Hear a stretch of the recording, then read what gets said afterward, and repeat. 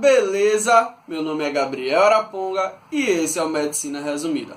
Bom pessoal, no vídeo de hoje eu vou estar falando para vocês sobre a musculatura respiratória, ou seja, escaleno, diafragma e músculos intercostais. Isso aí é o que vai fechar a parte de anatomia do sistema respiratório. E aí, ansiosos? Querem saber um pouco mais? Então aguarda um pouquinho que eu volto depois da vinheta. Solta!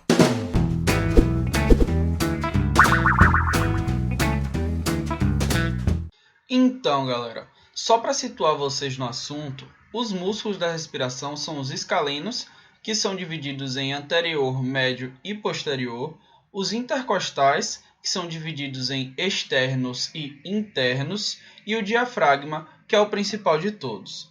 Mas vamos lá. Os músculos escalenos, anterior, médio e posterior, eles se estendem desde as duas primeiras costelas até os processos transversos cervicais. O escaleno anterior fica na parte profunda e lateral do pescoço, posterolateralmente ao esternocleidomastoideo, como vocês podem ver na imagem aqui. Ele vai se fixar na primeira costela e nos processos transversos das vértebras de C3 até C6, mais ou menos. Como as vértebras são mais fixas no seu lugar aqui a costela, quando ele se contrai, o escaleno vai atuar puxando a primeira costela em direção ao seu lugar que é mais fixo, que são as vértebras cervicais, beleza? Tá bom, o escaleno médio ele é o maior dos três. Ele vai se fixar acima do escaleno anterior, no processo transverso do áxis, que é a C2, e na primeira costela. E assim como o escaleno anterior, sua principal função é levantar a primeira costela, sendo o músculo escaleno mais ativado durante a respiração. Principalmente durante a inspiração, que ele vai atuar puxando o tórax para cima, ajudando a expandir. O escaleno posterior é o menorzinho dos três, e em algumas pessoas ele pode até estar fundido ao escaleno médio. Ele é quem está fixado nos processos transversos das últimas vértebras cervicais, e ele é o único que vai estar inserido na segunda costela. E assim como os outros, ele vai atuar puxando, só que ele puxa a segunda costela e os outros dois puxam a primeira costela. E aí vai ajudar a puxar a caixa torácica para cima. Todos os músculos escalenos são supridos pelo ramo cervical ascendente da artéria tireoide inferior e são inervados por ramos ventrais dos nervos espinais cervicais. Os músculos intercostais são divididos em externos e internos, como eu tinha falado anteriormente. Eles levam esse nome justamente porque ocupam os espaços intercostais, ou seja, entre as costelas. Os músculos intercostais externos dispõem-se em 11 pares. E eles são um pouco mais espessos, são um pouco mais grossos que os internos e, consequentemente, eles são mais fortes. Eles ficam como uma manta por fora das costelas.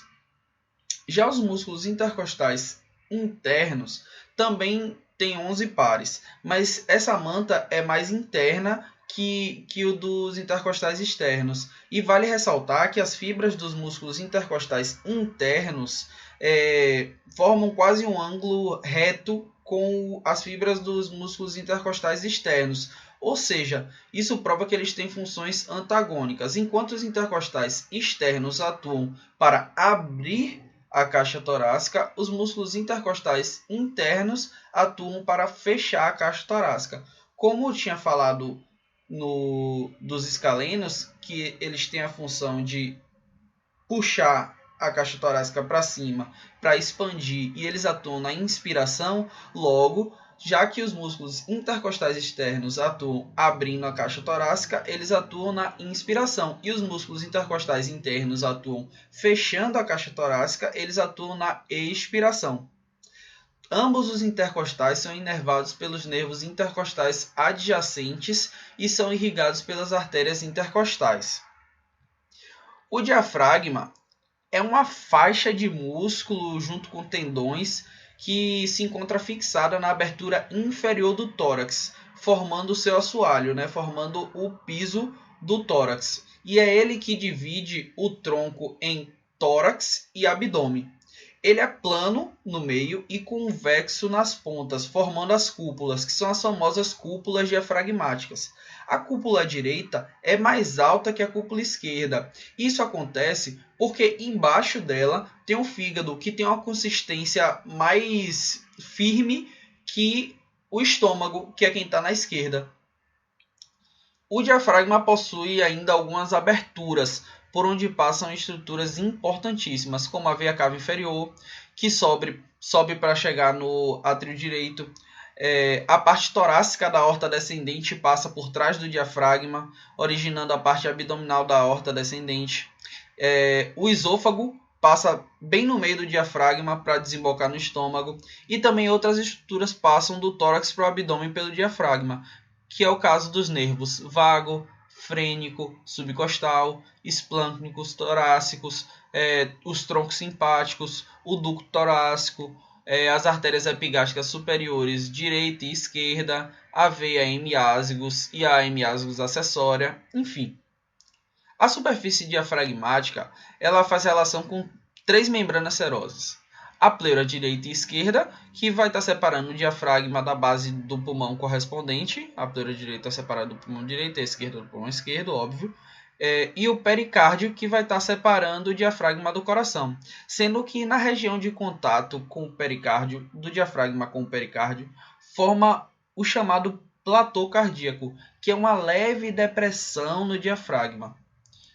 Na sua superfície inferior, o diafragma é quase totalmente coberto pelo peritônio. Do seu lado direito, ele fica repousado sobre a superfície convexa do lobo direito hepático, sobre o rim direito e sobre a adrenal direita.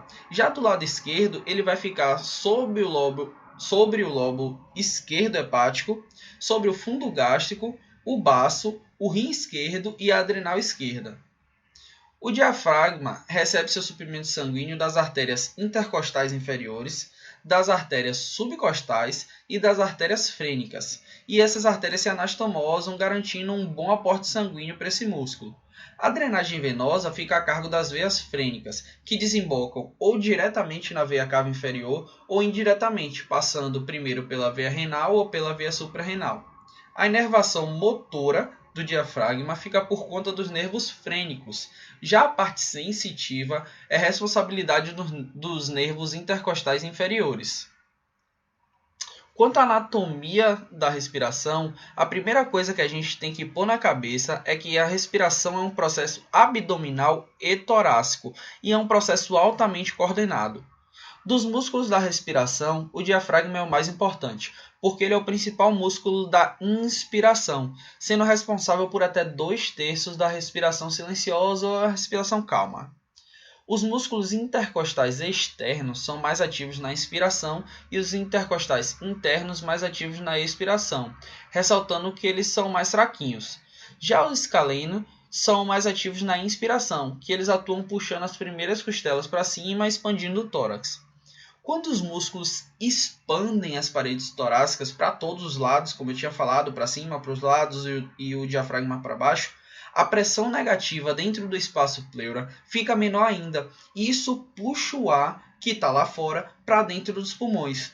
A expiração já é um processo mais passivo. O diafragma vai se relaxar, vai voltar gradualmente ao repouso, o ar vai saindo e o recolhimento elástico do pulmão vai trazendo a caixa torácica de volta à sua conformação normal.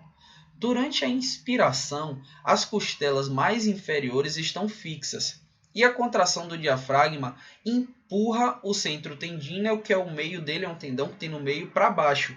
E aí vai trazer as cúpulas diafragmáticas também para baixo. A parede abdominal tem que relaxar, porque o diafragma vai empurrar as vísceras abdominais para baixo. Sendo que isso só é possível porque o abdômen tem uma certa extensibilidade. Porque se ele fosse como o tórax, que é uma caixa de osso, não teria como ele expandir. E aí a gente não teria como respirar. Na respiração calma, o diafragma desce cerca de 1,5 cm, mas na inspiração profunda ele pode descer até 6 a 10 cm. Ressaltando que o nível que o diafragma fica depende também do tipo físico da pessoa, se a pessoa é mais longilínea, se ela é brevilínea, se o estômago está cheio ou não, se o intestino está distendido, e depende também do tamanho do fígado, enfim, de vários fatores. A função principal dos músculos intercostais é enrijecer a parede do tórax, prevenindo o movimento paradoxal durante a descida do diafragma na inspiração. A parede abdominal também desempenha um papel muito importante, mas durante a expiração, principalmente a expiração forçada, porque ela vai empurrar as vísceras abdominais de volta para o lugar, e as vísceras abdominais vão empurrar o diafragma para cima, ou seja, vai acelerar o processo de expiração. Enfim, gente, esse vídeo foi rapidinho, era isso que eu tinha a falar para vocês. Acho que agora finalmente acabamos a parte de anatomia e vamos finalmente começar na fisiologia pulmonar. Eu espero que vocês tenham gostado desse vídeo e da nossa trajetória até aqui. Se você gostou, clique em gostei. Se ainda não é inscrito no canal, não perde tempo, se inscreve aqui embaixo. Não esquece de nos seguir nas redes sociais, compartilhe esse e outros vídeos com seus amigos. E já sabem, né? Dúvidas, sugestões, críticas e comentários em geral, é só falar aqui embaixo. Belezinha? Então é isso, galera. Um grande abraço e até a próxima. Fui!